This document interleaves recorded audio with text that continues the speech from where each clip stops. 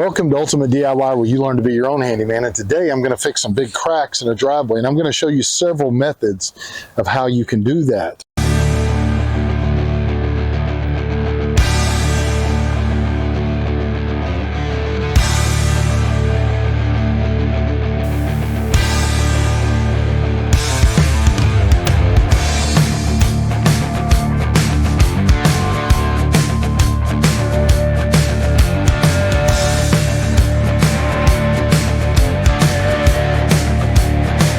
Okay, so when I'm actually trying to fill in cracks in driveways, there's a few different methods I like to use.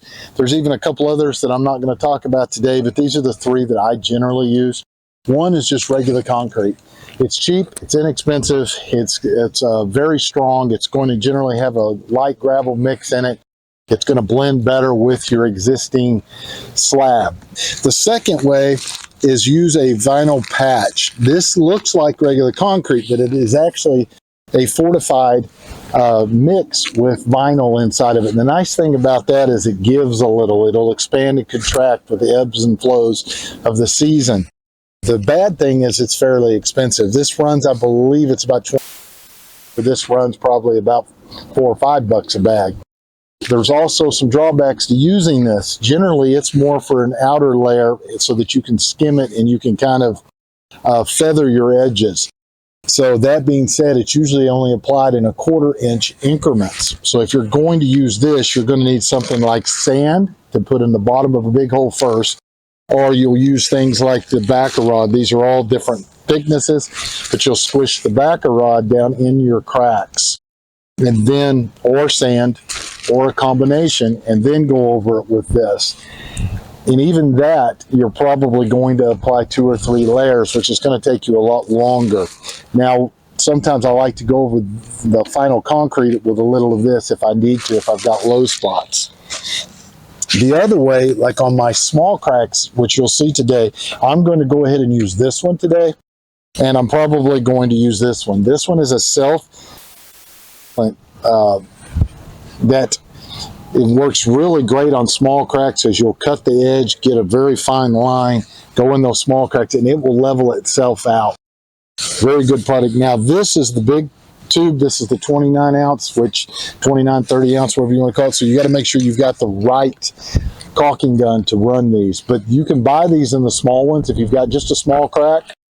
If you've got quite a bit to fill, I would go with these because you get quite a bit more product free if you're buying the bigger tube. Always wear good gloves, nitrile type gloves, because anytime you're dealing with concretes, mortars, the alkalines will eat holes in your skin. So I always wear gloves when I'm dealing with anything like this, especially if I'm going to be molding and shaping a bunch, making sure. Now, some of the things like this little trowel works really good. It's a margin trowel, which works really good for getting into the small crevices. So you can also use the edge cutter. This cuts your seams, but the nice thing about this is you can push your concrete mixture down into the holes a little better with this sometimes. So I use these two quite a bit, and then I'll finish off with a bigger trowel just to smooth my edges. A couple of the other things that I use, I will use a pry bar and an old screwdriver, not one of my good ones, but an old one, to help get out any of the loose big rocks and things that are in the crack. Now, a lot of people ask me, well, what difference does it make? The rock's in there anyway. There isn't going to be rocks in your mix? Yes, but that rock is covered with cement so that it actually bonds and holds. You want to be able to get cement all the way around everything that goes in those seams. That's why you need to remove all of the loose rock and stuff that's in your seam. Another thing that might help you is have a mixture of mixing buckets. I have these because they're marked on the sides, make sure exactly what I'm mixing. I don't usually have to use that much anymore because I do this so often. I know the thickness of the mixture that I use. Now, on seams, instead of a bucket, I like to use, or instead of a wheelbarrow, I like to use a bucket. So I'll use my bucket and I'll use a big mixer. I'll leave a link for this and several of the other items in the description so you can get these on Amazon. But this works really great for mortars and concretes, especially in small batches. If I'm mixing a big batch, I have a big concrete mixer. But this is really nice for something like this. Now you can also get your little mixers, and you can get a half to 1 horsepower drill, but these are very reasonably priced. If I remember right, I believe they're around $60 or so. Last a long time. This is my second one in about the last 4 or 5 years, but it keeps me from burning up really nice drills. Another thing we want to bring is a good blower. Now this one happens to be my plug-in blower. I also use the battery-powered ones as well, but I use this a lot because it's got a lot of strength. So a good blower to blow everything off. And I have already, before today, come out and used my DeWalt power washer, and I've power washed everything down so that I got everything off, and so that it blends nicely. And it also kind of etches that concrete a little so that it gives it something else to hold on to on the sides. So what I'm going to do real quick is I'm going to go ahead and start cleaning out the cracks, show you how I do that, and then we will go ahead and start mixing up some concrete and filling in the big crack. So let's get to it.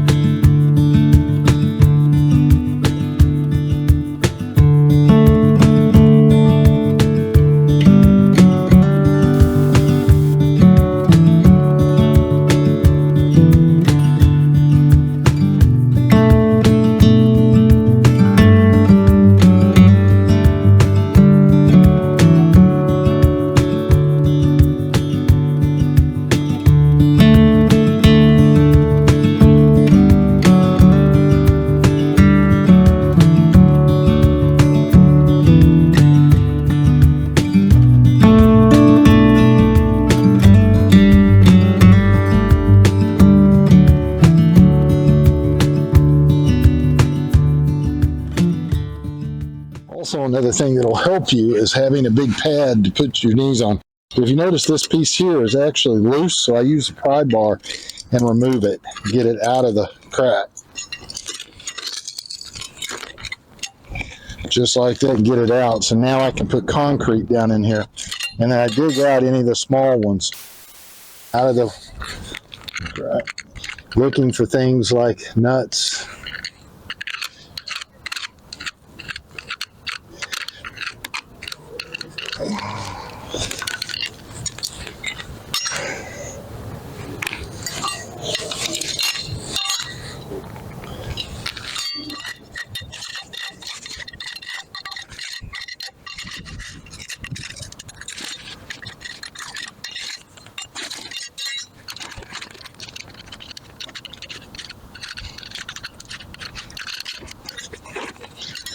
So spend a lot of time focusing, getting out the dirt, make sure that you get a nice, good level piece of concrete in here.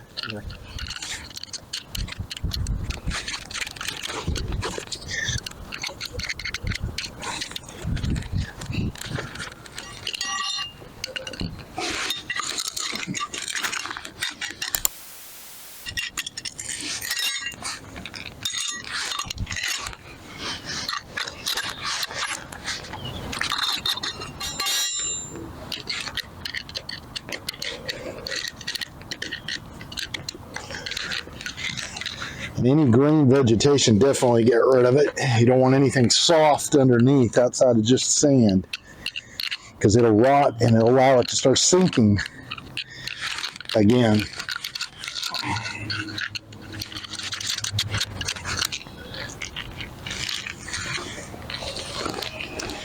And then I usually use my blower to blow the dirt away.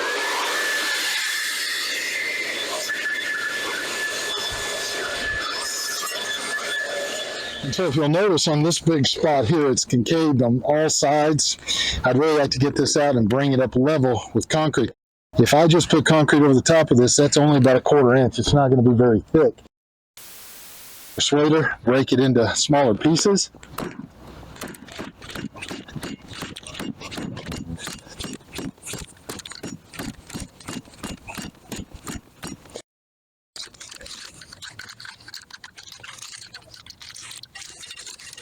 Now these old pounding chisels work pretty decent.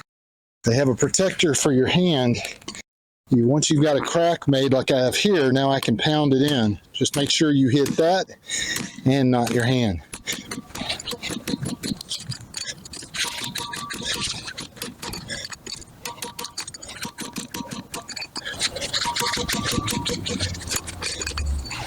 Now, one thing I am noticing here, guys, is it does not look like there was any rebar put in this concrete. So if you're laying concrete, be sure you're putting rebar in.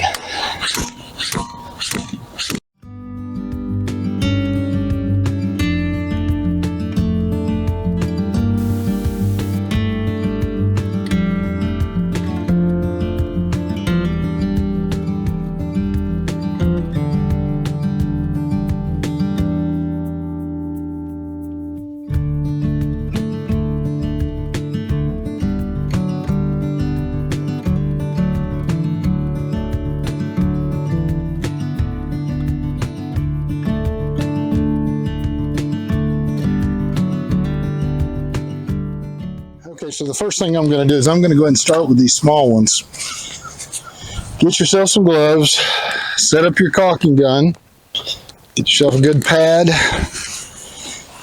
and you will cut the end of this at about a 45 degree, just big enough to be able to fill in that gap. You don't want it too big, you don't want it too small, or you'll sit there and fight with it. Too big will make too big of a mess. Start at one end and start applying. Once it gets going, actually I'll start here so you can kind of see. So what you want to do, well, get enough of it in there so that it can level down. Don't worry if you get any like this on the side. I'll scrape that over into it in just a second.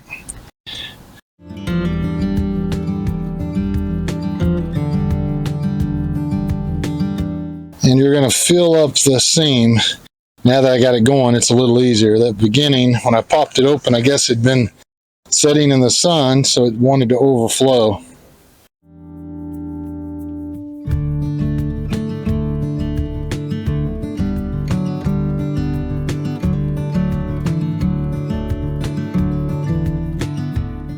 And if you don't do this, will run right down in this and underneath your slab, and it will make it really bad.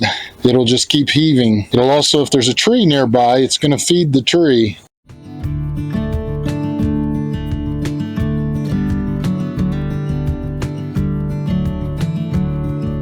Now remember, this is self-leveling, so it will find its own level spot. Just want to make sure you put enough. You may have to go back and put a little bit more as it seeps down in. And I'm going to use a scraper and go ahead and move this stuff over so that it levels out as well.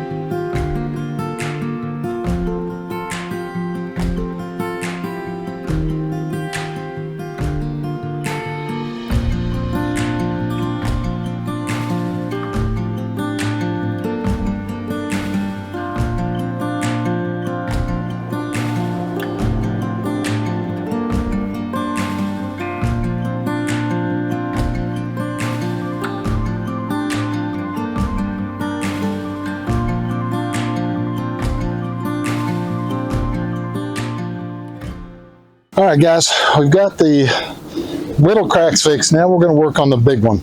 And what I'm going to use is Quickcrete. This is an 80-pound bag, and it's high strength. This is, I believe it's the 5,000 PSI.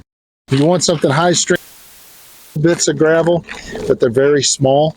Now, I recommend wearing gloves or, some nitrid type gloves, something that's made for this type of stuff. You don't want to get this on your hands. I even got a little bit of the other stuff on my wrist, and it is burning. So you don't really want to do that. So I'm going to mix just some of this up at a time, use my mixer here, a little water. I'll kind of bring the camera in and show you what it looks like. I look more for like a peanut butterish type finish. I want it fairly firm so I can squish it down into the crack really good. So I'm going to go ahead and pour some. Normally I would wear a respirator, but the wind is blowing this way away from me. And I want to be able to talk and explain what I'm doing. So I would recommend wearing a respirator or dust mask while you're doing this.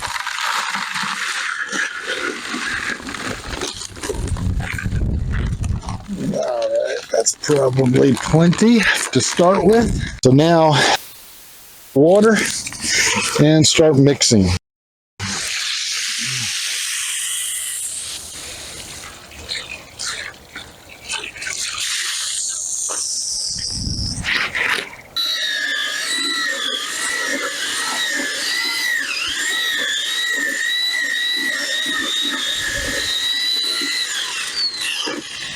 That's to me just a little bit damp, so we're going to add just a little bit more.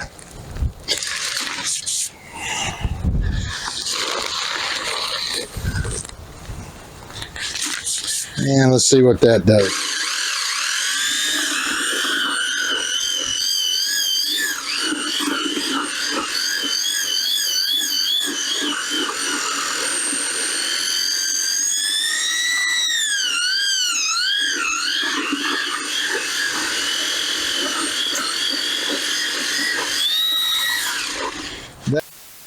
Peanut butter refill that I'm looking for. So now I'll just take my little margin trowel and I'm going to start filling. I'm going to go ahead and start here, work this way, and I'll come back and finish up the last little bit. Let's see. Leaves today are like crazy.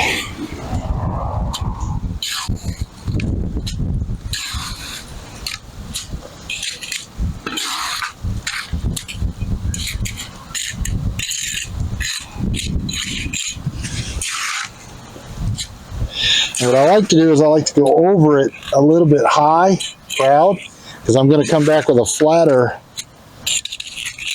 trowel and smooth it out and kind of feather the edges. Because anything that gets really smooth out over here, if it's not just cement, is just going to break away.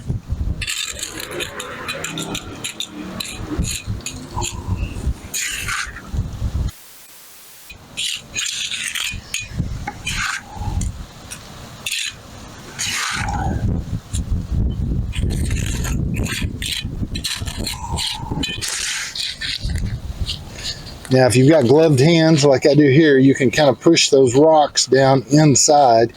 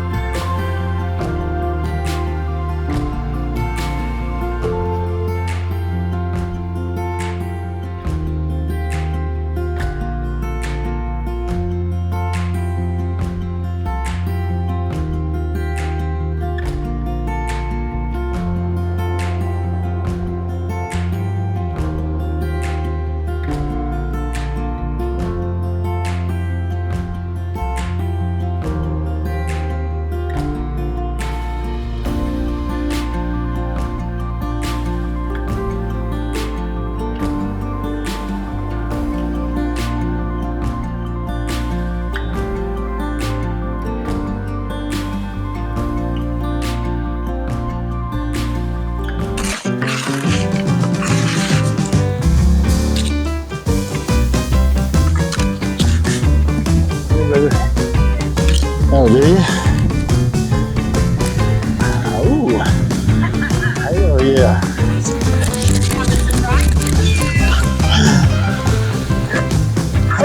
yeah.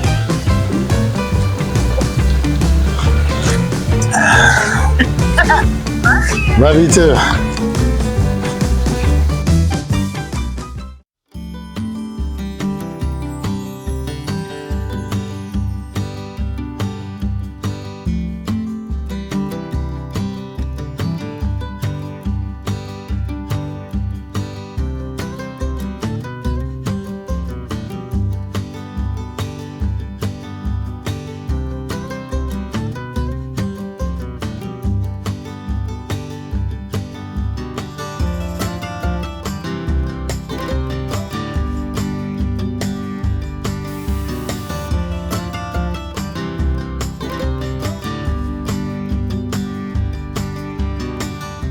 I like to go ahead and kind of feather my edges a little here. As the water comes to top, I'll be able to do it even a little more, but I start doing it now as it's starting to dry and work my way out, get the bigger pieces of rock out of it.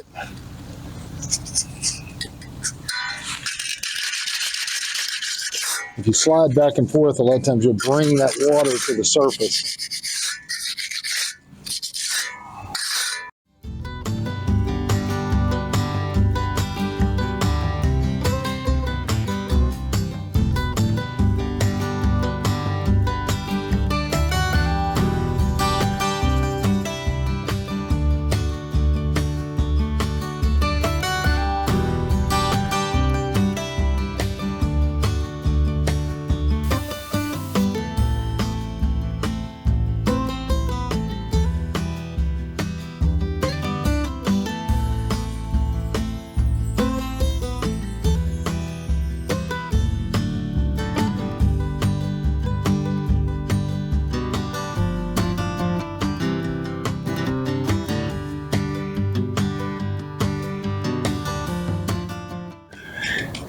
You might want to pay attention to the size of the rocks. If you have little rocks showing, you don't want great big ones showing at the top.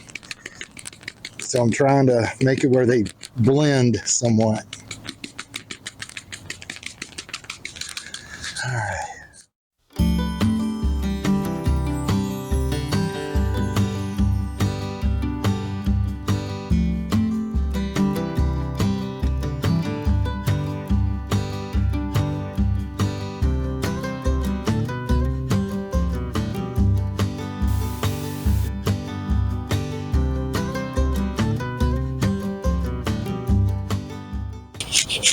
Now here I have a seam, which is an expansion seam. So I'm trying to fill in the big holes that were there that still have that seam so that it doesn't stand out.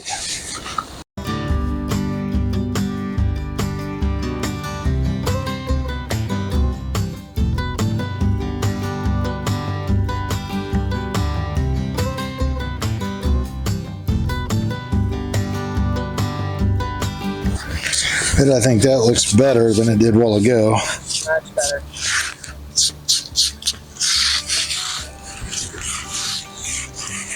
Okay, you have my permission to call it a day. All right. Boss has spoken. I can go home. Good job. Yeah.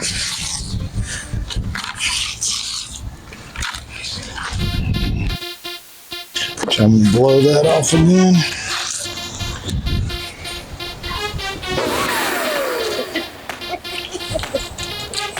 Oh, oops, let me get out of the way. So now we're going to use the margin trowel again to go ahead and start applying some more.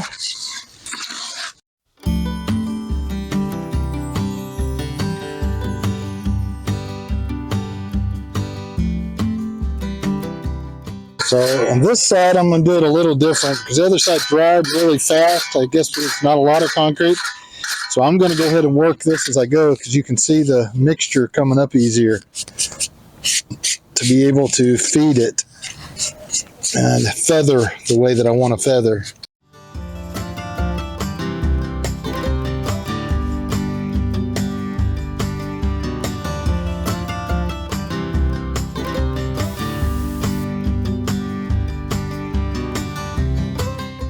Takes a little practice and time to try to get it where it looks smooth. If you don't have it smooth, you'll have a huge hump and you'll be able to tell exactly where it was at really easily.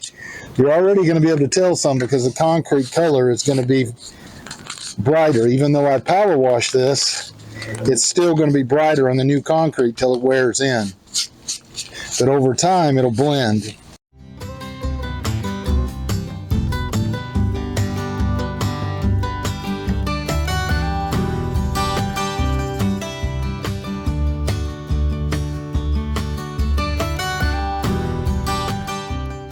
And remember, feather to the outsides so you don't have a big hump or a line.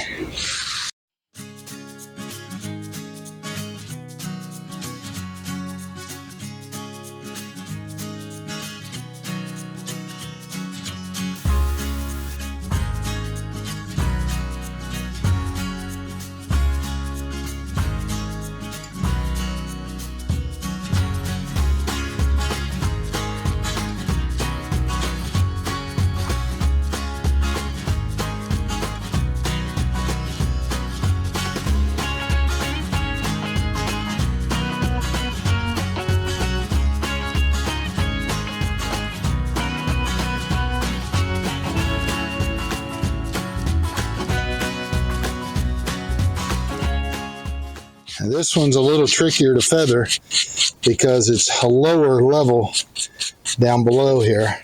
Where I'm setting is lower than up there because it's actually settled just a little. Now you can jack this up if you wanted to, drill some holes and use a foam underneath, but for this small amount it wouldn't be worth it on this particular project.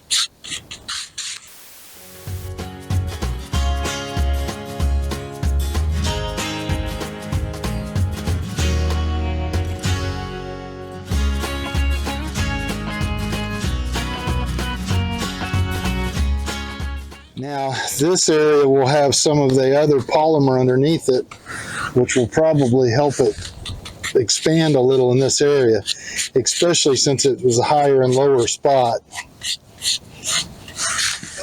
So there you go, guys. It's not that difficult. I've got everything down. It looks nice and neat. You feather it. Now, you're not going to use a traditional trowel like you would on a big piece of concrete and smooth it. You're probably going to have to use your hand like I did to feather, but it comes out really nice. And by doing that, it's going to last a long time. Now, one thing I did note, and I mentioned earlier, is there was no rebar used in this concrete at all. So if you're going to put a concrete slab down, please use rebar. You probably won't have these big cracks so much. Some of these cracks are like this big tree shooting roots through here as well. So I've got that. We use the self-leveler on the small cracks. That's tends to be pretty good. The problem I'm having now is we are in the wintertime and the leaves are falling off the trees and they are sticking to it. So hopefully that comes off later and doesn't look too bad. Then remember, be sure you power wash first. So outside of that, that's pretty much it. If you got something out of today's video, be sure and subscribe. If you're not already a subscriber, be sure you hit the little bell notification so that you know about all the upcoming videos as I release them. If you have time and you feel like it, leave me a comment. That definitely helps the channel and it helps other people who watch it. They may have the same question and just not ask. So be sure you do that. And I do appreciate you guys watching, and I hope to catch you guys on the next one.